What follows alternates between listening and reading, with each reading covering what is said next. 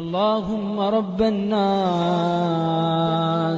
أذهب الباس واشف أنت الشافي لا شفاء إلا شفاؤك شفاء لا يغادر سقما.